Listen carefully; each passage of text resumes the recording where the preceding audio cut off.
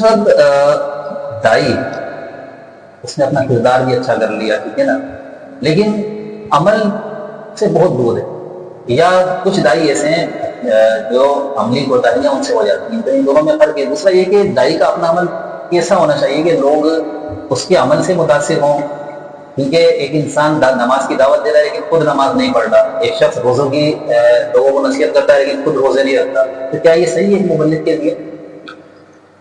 اس کا جواب اللہ تعالیٰ نے قرآن کریم میں بڑے بہترین انداز میں دیا ہے۔ سورہ صف کی آیت نمبر 2 آپ پڑھیں۔ اللہ تعالیٰ فرماتا ہے یا ایھا الذین آمنوا لما تقولون ما لا تفعلون، اے ایمان والو تم وہ بات کہتے کیوں ہو جو کرتے نہیں۔ تو اس آیت سے پتہ لگا کہ اللہ تعالیٰ کی بھی منشا یہی ہے کہ پہلے آپ خود کریں، پہلے آپ خود عمل کریں، پھر دوسروں کو اس کی دعوت دیں، کیونکہ اللہ تعالیٰ نے قرآن کریم میں یہ بھی فرمایا یا ایھا الذین آمنوا قوا انفسکم واہلیکم نارا، اے ایمان والو بچاؤ اپنے آپ کو سب سے پہلے، پھر فرمایا واہلیکم، پھر اپنے گھر والوں جہنم کی آگ سے۔ اب یہاں پر صرف اپنی ذات کا اور اپنے گھر والوں کا ذکر۔ اچھا میرے گھر کے اندر غیر شرعی بہت سارے کام ہوتے ہیں، مثال کے طور پر غیر شرعی بہت سارے کام ہوتے ہیں، میں اپنے بچوں کو نماز کا پابند نہیں کر رہا، میں اپنے بچوں کو انڈین ڈرامے فلمیں دیکھنے سے نہیں روک پا رہا، میں اپنے بچوں کو جھوٹ بولنے سے نہیں روک پا رہا، سچ بولنا نہیں سکھا پا رہا۔ یعنی باہر میرے ہی دوست کوئی آتا ہے، دروازہ بجاتا ہے، بچہ میرا باہر جاتا ہے، کہتا ہے بیٹا ابو گھر پر ہے، اور وہ کہتا ہے 1 منٹ میں دیکھ کے آتا ہوں، وہ اندر آ کر ابو سے پوچھتا ہے ابو باہر فلانے انکل آئے آپ کو پوچھتے، جاؤ ان سے کہتا ہوں میں گھر پہ نہیں۔ اب آپ نے بیٹے کو کیا سکھایا؟ جھوٹ سکھایا نا، وہ باہر آ کر جھوٹ بول رہا ہے، اور آپ خود سکھا رہے ہیں، آپ خود سکھا رہے ہیں کہ جا کے بیٹا جھوٹ بولو۔ تو میں اپنے گھر کے اندر سچائی نہیں پھیلا سکتا، جھوٹ سے اپنے بچوں کو نہیں روک پا رہا۔ میڈیا کے اندر جو فحش چیزیں ہیں، ڈرامے فلمیں، ان سے میں اپنی اولاد کو نہیں روک پا رہا۔ اچھا باہر نکلتا ہوں، میں لوگوں کو دعوت دیتا ہوں، امر بالمعروف میں باہر کر رہا ہوں، ونہی عن المنکر بھی باہر کر رہا ہوں، گھر کی 4 دیواری میں کچھ نہیں۔ تو اللہ تعالیٰ نے قرآن میں یہی فرمایا نا، 2 آیتیں میں نے آپ کے سامنے رکھی ہیں۔ نمبر 1 وہ کام تم کہتے کیوں ہو جو کرتے نہیں۔ نمبر 2 فرمایا کہ جہنم سے بچاؤ اپنے آپ کو اور اپنے گھر والوں، سب سے پہلے اپنے آپ کو پھر اپنے گھر والوں کو۔ حقیقت نے حکم کیا نا کہ اندر اپنے قبیلے اپنے گھر والوں کو پہلے ڈراؤ اس کے بعد۔ اچھا یہاں پر ریحان بھی ایک اور پوائنٹ کی بات بتاؤں، اللہ تعالیٰ نے قرآن کریم کی اس آیت کا انداز اور اسلوب کیا بنایا؟ اللہ یہ فرما سکتا تھا نا یا ایھا الناس قوا انفسکم واہلیکم نارا، اے لوگوں بچاؤ اپنے آپ کو اور اپنے گھر والوں کو جہنم دیا۔ اب یہاں پر اللہ تعالیٰ فرمایا یا ایھا الذین آمنوا، اے وہ لوگوں جو کہتے ہو کہ ہم ایمان لے آئے، ایمانداروں سے اللہ تعالیٰ مخاطب ہے۔ اب وہ عام ذہن تو یہ نا کہ ایماندار مومن جہنم میں نہیں جائے گا، جنت میں جائے گا، پھر اللہ ان سے کیوں کہہ رہا ہے کہ اپنے آپ کو بچاؤ اور اپنے گھر والوں کو بچاؤ جہنم کی آگ سے، کہ جس آگ کا ایندھن انسان اور پتھر ہے؟ یہ پوائنٹ کی بات ہے، اس کو سمجھنا چاہیے کہ اللہ تعالیٰ نے مسلمانوں کو، ایمان والوں کو مخاطب اس لیے کیا ہے کہ صرف خود کو مسلمان کہہ کر کلمہ پڑھ کر یہ مت سمجھ لینا کہ ہم جنت میں جائیں گے، اس کے جو تقاضے وہ پورے کرنے ہوں گے، امر بالمعروف اور نہی عن المنکر کرنا ہوگا، لیکن خود اپنی ذات پر بھی اسے لاگو کرنا ہوگا، اپنے گھر میں بھی لاگو کرنا ہوگا، اس کے بعد پھر آپ باہر آئیے۔ اور آپ صلی اللہ علیہ وسلم نے جب کلمہ حق کی دعوت دینے شروع کی تو آپ صلی اللہ علیہ وسلم نے سب سے پہلے اپنے قبیلے کو بلایا، اپنے کنبے کو بلایا، اپنے چاچاؤں کو، اور جو قبیلے تھے آپ صلی اللہ علیہ وسلم کی قریش سے تعلق رکھتے ہیں ان کو بلایا، ان سے کہا کہ دیکھو میں اللہ کا نبی ہوں، اللہ کی توحید کا اقرار کر لو، کل قیامت کے دن میں تمہیں نہیں بچا سکتا۔ حتیٰ کہ اپنی بیٹی سے کہا سیدہ فاطمہ رضی اللہ تعالیٰ عنہا کہ بیٹا دنیا میں مجھ سے جو مانگنا ہے مانگ لو، قیامت کے دن میں تمہارے کسی کام نہیں آتا۔ تو پھر ہم یہ کس خوش فہمی میں مبتلا ہیں؟ اچھا ایک تو یہ چیز ہو گئی آپ کے سوال کے مطابق کہ ہمیں پہلے خود عمل کرنا چاہیے پھر لوگوں کو دعوت دینی چاہیے، لیکن اگر کوئی دعوت دے چکا ہے، یعنی کہ کوئی اچھی بات بتا چکا ہے، آپ کو نماز کا کہہ چکا ہے، آپ کو روزہ رکھنے کا کہہ چکا ہے، وہ خود نہیں رکھتا، خود نماز نہیں پڑھتا، آپ کو نماز کا کہہ چکا ہے، کوئی بھی نیکی کا کام آپ کو کہہ چکا ہے، لیکن ہم رپلائی کرتے ہو اس سے یہ نہ کہیں کہ بھائی تو نے نمازیں پڑھ کر تو بڑے مسلح جلا دی. کہتے ہیں نا یہ بڑا عام سا ایک محاورہ ہے, تو نے بڑی نمازیں پڑھ لی بھائی تو مجھے آگے دعوت دے رہا, تو نے بڑے روزے رکھ لی. آپ یہ دیکھیں کہ وہ بات جو کہہ رہا ہے وہ کس کی, وہ اللہ اور اس کے رسول کا پیغام ہے نا. تو وہاں پر اس کی حوصلہ شکنی نہیں کرنی, وہ کر نہیں رہا کہہ تو رہا ہے نا. اس کے لیے پہلے میں نے بتا دیا اللہ تعالیٰ نے جو شرط لگائی ہے کہ آپ وہ بات نہ کہیں جو خود نہیں کرتے, یہ تو قاعدہ اور اصول ہے. لیکن ہم جس معاشرے میں رہتے ہیں اس میں ہم اکثر دیکھتے ہیں کہ انسان خود عمل نہیں کرتے لیکن دوسروں کو دعوت دے رہے, تو ہمیں کیا دھتکار دینا چاہیے؟ دھتکارنا نہیں چاہیے, بلکہ وہاں پر حکمت اپنانی چاہیے کہ ٹھیک ہے بھائی چلیں آپ ساتھ جا کے نماز پڑھیں. یعنی کہ آپ نے یہ کہا کہ لیما تقولون ما لا تفعلون, وہ بات کیوں کہتے ہو جو خود عمل نہیں کرتے. دوسری بات یہ ہے کہ انسان بعض دفعہ خود عمل نہیں کرتا لیکن اچھی بات کرتا ہے. جی ہاں کہہ دیتے. اب اس یہ ہے کہ یہ 100% نہیں ہے کہ انسان جو ہے نا 100% دین اسلام پر عمل کرے گا. ہاں کوئی بھی بندہ ہوتی ہیں, جی کوئی بھی بندہ فرشتہ نہیں ہے کہ جو غلطی سے پاک بھی ہو جاتے ہیں, غلطیاں بھی ہوتی ہیں, لیکن اس کی ہم ایسا نہیں کہ اگر کسی شخص نے اگر اچھی چیز پر عمل نہیں کیا اور وہ اچھی چیز کی دعوت دے رہا ہم اس کی بات کو جھٹلا ہے. ریان میں دیکھیں ایک تو ہوتے ہیں نا کبائر گناہ, کبیرہ جو گناہ ہے اس میں, جی اس میں اگر ایک انسان ملوث ہے نا, شراب پیتا ہے, زنا کرتا ہے, چوری کرتا ہے, اور مشہور ہے سب جانتے ہیں اسے, اس کی دعوت کسی کام کی نہیں ہوگی. لیکن کبائر سے بچتا ہے, چھوٹے موٹے گناہ ہم سب سے ہو, تو اس کا مطلب یہ نہیں کہ چھوٹے موٹے گناہ کرنے والا دعوت ہی نہ دے, اس کا یہ مطلب ہی نہیں. بلکہ ایک حدیث میرے ذہن میں آ رہی ہے کہ نبی علیہ السلام فرماتے ہیں کہ اگر تم لوگ گناہ نہ کرو تو اللہ ایک ایسی قوم کو پیدا کرے گا جو گناہ کرے گی اور توبہ کرے گی. تو اللہ تعالیٰ کو توبہ پسند ہے, گناہ پسند نہیں ہے, لیکن وہ گناہ کرنے کے بعد توبہ کرتے ہیں. جیسے نبی علیہ السلام فرماتے ہیں کہ کل بنی آدم خطاؤن, آدم کی تمام اولاد خطا کار ہے, خیر الخطائین من اللہ, بہترین خطا کار وہ جو توبہ کرتا ہے, رجوع کرتا ہے. تو توبہ مطلب گناہ گار بھی بہترین ہو سکتا ہے, شرط یہ ہے کہ وہ رجوع کرنے والا. تو دائی کے لیے بھی یہ ہے کہ وہ گناہ ہو جاتے ہیں, غلطیاں ہو جاتی ہیں, لیکن رجوع کرنے والا, بالکل رجوع کرنے والا. اچھا دوسرا یہ ہے کہ ہمیں دعوت دیتے ہوئے نا کسی کو بیزار بھی نہیں کرنا چاہیے, اور یہ نہیں سمجھنا چاہیے کہ میں ہی اس کو جو ہے نا مومن بنا کر چھوڑوں. ہمارے ذہن میں یہ چیز نہیں ہوتی. ہاں یہ بڑی آ جاتی کہ یار تجھے میں نے بتائی نہیں تھی, تجھے میں نے صحیح بات بتائی نہیں تھی, قرآن کی آیت پیش کی نہیں تھی, حدیث پیش کی نہیں تھی, پھر تو وہی کام کر رہا. یہ ہمارا انداز نہیں ہوتا. بلکہ سورہ شورا کے اندر اللہ تعالیٰ نے آیت نمبر 2 ہے, اللہ تعالیٰ نے اپنے نبی صلی اللہ علیہ وسلم نے فرمایا لعلک باقی نفسک, اے نبی ہمیں لگتا ہے کہ آپ خود کو ہلاک کر دیں گے ان کی فکر میں کہ یہ جہنم سے بچ جائے. اللہ تعالیٰ نے رسول بتا دیا انک لا تہدی من احببت ولکن اللہ یہدی من یشاء. اے نبی صلی اللہ علیہ وسلم انک لا تہدی, بے شک آپ اسے ہدایت نہیں دے سکتے, من احببتا جس سے آپ محبت کرتے. نبی چاہتا ہے نا سب سے محبت کرتا ہے نا کہ یہ سب جہنم سے بچ جائیں, جنت میں چلے. اپنی امت کے ہر فرد سے اللہ کے نبی محبت کرتے. تو اللہ تعالیٰ نے فرمایا کہ آپ جس سے محبت کرتے ہیں آپ اسے ہدایت نہیں دے سکتے. انک لا تہدی من احببت ولکن اللہ یہدی من یشاء, ہدایت کی ذمہ داری اللہ رب العالمین کے اختیار میں ہے. تو ہمیں صرف دعوت دینی ہے, ہدایت دینا نہ دینا یہ اللہ کے ہاتھ ہے. ہم کہتے نہیں جی ہم اسے ہدایت دے کر ہی چھوڑیں گے, مومن کر کے ہی چھوڑیں. یہ تو اللہ تعالیٰ نے اپنے نبی سے کہہ دیا کہ آپ خود کو ہلاک نہ کریں, آپ کا کام ہے صرف پہنچا دیں بس. جیسے کہ فرمایا نا نبی کے بارے میں کہ انک لا تہدی الی صراط مستقیم, اے نبی آپ سیدھے راستے کی طرف ہدایت دیں. تو سیدھے راستے کی طرف بلانا انسان کی ذمہ داری ہے, اس کو ہدایت پر لانا جو ہے نا یہ ذمہ داری ہے. ہم کیا کرتے ہیں لانے کی ہم کوشش کرتے ہیں کہ اس کو ہدایت دینی ہے, ہدایت تو اللہ تعالیٰ کے ہاتھ میں. اور یہاں بھی قرآن کریم کی مختلف آیات اور حدیث کا جب ہم مطالعہ کرتے ہیں نا تو میں نے تو یہ محسوس کیا ہے, میں وہ آپ کو بتا دوں. محسوس میں نے یہ کیا ہے کہ اللہ تعالیٰ نا اپنے گناہ گار بندوں کا زیادہ انتظار کرتا ہے بنسبت نیک کے, کہ یہ میری طرف بس آ جائے, میں اسے کسی طریقے سے معاف کروں.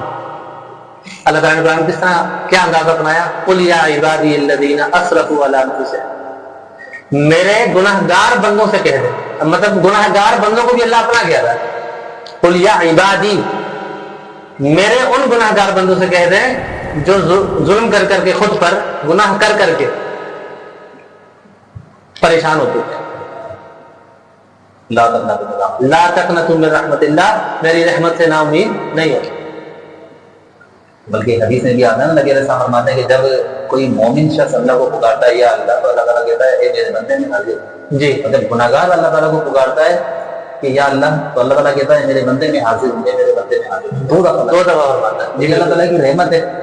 اور بہرحال اللہ اور فرمایا کہ ان اللہ یغفر الذنوب جميعا، میں 2-4 نہیں، میں تو سارے گناہ معاف کرنے کو تیار ہوں، سارے گناہ معاف کرنے کو تیار ہوں۔ گناہ گار بندوں کو مخاطب فرما رہا ہے اللہ تعالیٰ، اور پھر حوصلہ افزائی فرما رہا ہے کہ میں تو سارے گناہ معاف کرنے کو تیار ہوں۔ جمیعہ کا لفظ استعمال کیا، یہ نہیں کہ تیرے گناہ معاف کرنے کو تیار ہوں، فرمایا جمیعہ، جتنے بھی کر چکا ہے۔ اچھا سب وقت ایسی باتیں گزر رہے ہیں اور جی سوال ہم کو سارے ہو جاتے ہیں، لیکن وقت کا پتہ نہیں چلتا۔ اچھا، دائی جو مبلغ ہے دین کے راستے میں، حق کے راستے میں، وہ لوگ تبلیغ کرتا ہے، لوگوں کو بلاتا ہے حق کی طرف، کن چیزوں کا سامنا کر سکتے ہیں اس کو، کن چیزوں کا سامنا جو ہے نا اس کو کرنا پڑ سکتا ہے، اور مطلب کیا مشکلات اس کے اوپر آ سکتی ہیں، پھر اس کو کیا صبر کرنا چاہیے، اس پہ نہیں کرنا چاہیے، کیا؟ ریحان بھائی، اس کے لیے اللہ رب العالمین نے ایک بڑی مختصر سی صورت ہے، سورہ العصر، بسم اللہ الرحمن الرحیم، والعصر ان الانسان لفی خسر، قسم ہے مجھے زمانے کی، ان الانسان لفی خسر، بے شک انسان خسارے میں۔ پہلے اللہ تعالیٰ نے سارے انسانوں کو خسارے میں بتایا کہ ہر انسان خسارے میں، الا الذین، سوائے ان لوگوں کے، الا الذین آمنوا وعملوا الصالحات، جو نیک عمل کرتے رہے، وتواصوا بالحق وتواصوا بالصبر، حق کی تلقین کرتے رہے اور صبر کی تلقین کرتے رہے۔ یہاں دیکھیں اللہ تعالیٰ نے حق کے بعد صبر کو بھی ذکر فرمایا ہے۔ کیوں؟ کہ جب آپ حق کی بات کریں گے نا تو آپ پر پریشانی آئے گی۔ پریشانی اس طریقے سے آ سکتی ہے کہ آپ پر تشدد بھی کیا جا سکتا ہے، آپ پر زبانی طور پر بار بھی کیا جا سکتا ہے، جس طرح اللہ کے نبی صلی اللہ علیہ وسلم پر ہوئے، صحابہ کرام پر ہوئے۔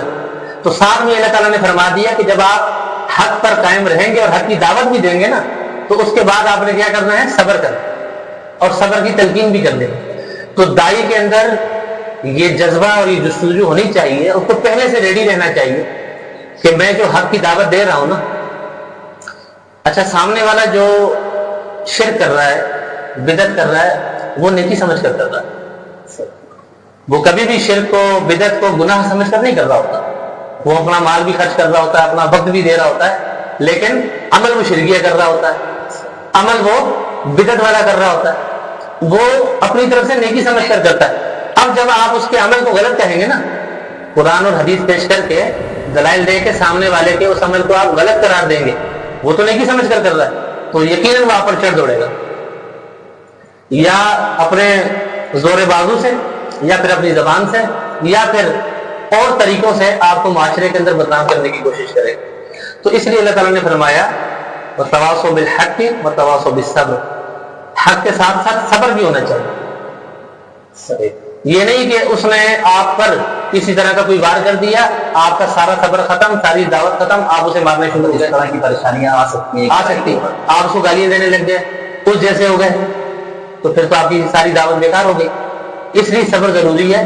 تو دائی کی یہ ذمہ داری ہے کہ وہ صرف بیان کرنے کے بعد یہ نہ سمجھے کہ بس میری بات آگے کنوے ہوگی، بلکہ اس کو نا ریٹرن کا بھی خیال کرنا چاہیے کہ اب ریٹرن جب مجھ پر وار ہونا ہے، زبانی طور پر یا ہاتھ کے ذریعے یا معاشرے کے اندر بدنام کیے جانے، بدنامی کرنے کے جو طریقے لوگ اپناتے ہیں، اس کے ذریعے مجھ پر وار کیا جا سکتا ہے، تو مجھے اس پر بھی صبر کرو۔ میں دیکھتا ہوں ماشاء اللہ آپ تو ویسی بات ہے، آپ کے ساتھ لمبا ٹائم ہو گیا، اور اس حوالے سے کہ ماشاء اللہ آپ تبلیغ کرتے ہیں اور لوگوں کو سمجھاتے ہیں۔ میں اپنا ایک تجربہ بیان کرتا ہوں، میرے ساتھ خود ہوا کہ جب انسان حق کے راستے پر آتا ہے اور کتاب و سنت کی طرف آتا ہے، دین اسلام کی طرف آتا ہے، ویسی بات ہے ہر انسان پہ اچھے برے مطابق اللہ تعالیٰ دنوں کو پھیرتا ہے، تو اچھے دن بھی آتے ہیں، برے دن بھی آتے ہیں، کبھی انسان نمازوں سے دور ہوتا ہے، کبھی نمازوں کے قریب ہوتا ہے، کبھی دین کے قریب ہوتا ہے۔ تو الحمدللہ دین کے جب قریب آئے، کتاب و سنت کو پڑھنا شروع کیا، تو ایک شخص سے میری بات ہو رہی تھی، اچھا میں اس میں الحمدللہ حق پر دلائل بھی تھے کتاب و سنت سے، لیکن میں نے جو جگہ چوز کری تھی نا اس سے بات کرنے کے لیے، وہ جگہ صحیح نہیں تھی۔ مطلب ایک ہوٹل پہ ہم بیٹھ گئے، وہاں میں نے اس کو تبلیغ کرنا شروع کری۔ اچھا سر تبلیغ کری، سامنے والا بھی مجھ پہ اعتراض کر رہا ہے، دلائل دے رہا ہے، میں نے بھی کر، اچھا اب اس کا غلط اثر کیا پڑا؟ غلط اثر یہ پڑا کہ میرے پاس دلائل تھے، میرے پاس باتیں موجود تھی، کتاب و سنت کے دلائل بھی موجود تھے، لیکن جس جگہ کو میں نے چوز کیا نا اس حق بات کو پہنچانے کا، وہ جگہ صحیح نہیں تھی. کیونکہ اس جگہ اگر میں حق بات کو پہنچانے کی یعنی کہ دلائل دینا شروع کرتا، لوگ مجھ پہ ٹوٹ پڑتے، مجھ پہ گستاخ کے خطے لگاتے اور میرے اوپر. تو میں نے ایک چیز کا اندازہ لگایا کہ تبلیغ کرنے کے لیے ضروری ہے کہ آپ جگہ کا بھی انتخاب کرو تو ایسی جہاں پر آپ اچھے انداز میں تبلیغ کر سکو. لوگوں کے مجمع میں، پارکوں میں بیٹھ کے اور فرشوں پہ، چبوتروں پہ، ہوٹلوں پہ بیٹھ کے آپ اس طرح کی تبلیغ آپ کو اگر وہاں کرنا ہے تو آپ اصلاحی بات کرو، ایسی بات جو اتحاد اور اتفاق ہو. ریان میں دیکھیں اپنی جان کی حفاظت کرنا بھی ہم پر فرض ہے. اللہ تعالیٰ نے یا رسول اللہ صلی اللہ علیہ وسلم نے ہمیں یہ حکم نہیں دیا کہ خودکشی کرو، دعوت دیتے ہوئے خودکشی کرنا. ہمیں ماحول دیکھنا چاہیے، جگہ دیکھنی چاہیے، وقت دیکھنا چاہیے، سامنے والے کا مزاج بھی دیکھنا چاہیے کہ اس وقت میری بات سننے کے موڈ میں ہے. ایسا نہیں کہ جہاں بھی آپ بیٹھے، جہاں بھی آپ کو کوئی ایک بندہ مل گیا آپ شروع ہو کے تبلیغ کرتے، وہ آپ سے چڑھ جائے گا. ایسے ہی آپ اس کو دعوت دیں کھانے کی، آپ سمجھتے ہیں کہ وہ زیادہ گناہگار ہے، غلط راستے پر ہے، شرک میں مبتلا ہے، بدعت میں مبتلا ہے، تو یہ مال بھی جو آپ خرچ کریں گے نا اس کا بھی آپ کو اجر ملے گا. آپ اس کو کھانے کی دعوتیں چائے پر بلا دیں، چائے پلاتے پلاتے آپ دلائل اس کے سامنے رکھیں طریقے سے. مطلب یہ جگہ کا بھی انتخاب آپ کو اچھا رکھنا ہے کہ دلائل اگر آپ کے پاس بہت سارے بھی ہوں نا تو دلائل کا انتخاب بھی ایسا رکھنا ہے کہ کس وقت کون سی دلیل پیش کرنی ہے جس کی سامنے والے کی صلاحیت، ذہنی صلاحیت کیا ہے. ایسا نہیں. اچھا جان بھائی یہاں پہ میں ایک اور بات بتاؤں، ہم میں بعض لوگ ایسے ہوتے ہیں جن کے پاس دلائل بہت زیادہ ہوتے ہیں نا تو سامنے والے پر وہ تھوڑا سا روک بھی ڈالتا ہے کہ مجھے بڑے دلائل روک ڈالتا ہے، اور سامنے والے یہ فیل کر رہا ہوتا ہے کہ دیکھا وہ مجھ پر دلائل کے روک ڈالتا، اس پہ اثر نہیں ہوتا. نہیں ہوتا ہے. بھائی ایک بات آپ کہیں، ایک وقت میں ایک بات کہیں، اس کو اس انداز میں کہیں کہ وہ گھر جا کر نا سوچنے پر مجبور ہو جائے، سوچنے پر مجبور ہو جائے. جناب عبداللہ روپڑی بڑے مناظر گزرے ہیں، وہ فرماتے ہیں کہ میں نے ایک جگہ پر تقریر کی اور اس میں نے نا رفع دین کرنے کی بے شمار حدیث کو ذکر کیا. جب تقریر ختم ہوئی نا تو ایک بندہ میرے پاس آیا اور اس نے آ کر مجھے کہا کہ شیخ صاحب کیا واقعی 250 سے بھی زیادہ حدیث ہے رفع دین کرنے کی؟ تو میں نے اسے کہا جی بھائی ابھی میں نے اتنی ساری تو سنائی ہیں، آپ ایسا کریں آپ اپنے عالم سے پوچھ لیجیے، اب قریب جو مسجد میں آپ نماز پڑھتے ہیں ان سے پوچھ لیجیے. وہ بندہ مسجد گیا، اس نے جا کر نماز پڑھی اور نماز پڑھتے ہی مصلی پر چلا گیا. امام صاحب سے کہتا ہے امام صاحب آج تو فلانا ایک عالم آیا تھا، اس نے 250 حدیثیں بیان کی ہیں رفع دین کرنے کی، دعویٰ کر کے گیا. کیا اتنی حدیثیں ہیں؟ اب اس کو گھر جا کے سکون نہیں آیا، اس کے دماغ میں یہ بات چلتی رہی نا. تو اس عالم نے جواب میں یہ کہا نہیں جھوٹ بول کر گیا ہے، بس 1-2 ہی جھوٹ بول کر گیا، وہ 1-2 ہی نہیں. اچھا اس کی بات بھی سن کر ہی گھر آ گیا. پھر اگلے دن جا کر کہتا ہے کہ اللہ کے نبی صلی اللہ علیہ وسلم کی سنت پر عمل کرنے کے لیے کتنی حدیثوں کی ضرورت ہے؟ اس نے کہا ایک بھی حدیث مل جائے، آپ صلی اللہ علیہ وسلم کا فرمان عمل مل جائے تو وہ سنت ہوتی ہے، وہ قابل عمل ہوتی ہے. کہتا بس مجھے سمجھ آ گئی، 250 نہ بھی مانو 1-2 تو آپ بھی مان گئے ہو نا. اس نے رفع دین شروع کر دیا. تو بات کا انداز ایسا ہو کہ اگلا اسی وقت آدمی نہیں کہ سوچے اور آپ کو ریپلائی کرے اور پوزیٹیو ریپلائی کرے، چلا جائے گھر چلا جائے، جا کر سوچے، سوچنے میں مجبور ہوگا. جی صحیح. اچھا دائی ایک مبلغ جب دعوت دیتا ہے، تبلیغ کرتا ہے، تو بہت سارے ہمارے دائی اور مبلغ ایسے ہیں کہ ہم دیکھتے ہیں کہ وہ بہت زیادہ مشکل باتیں کر رہے ہوتے ہیں، یا تو اپنے علم کی وجہ سے یا پھر سامنے والا اس چیز کو نہیں سمجھتا. تو مشکل باتیں یعنی کہ اس طرح کی جس میں وہ نہیں، جس کو نہیں کرنا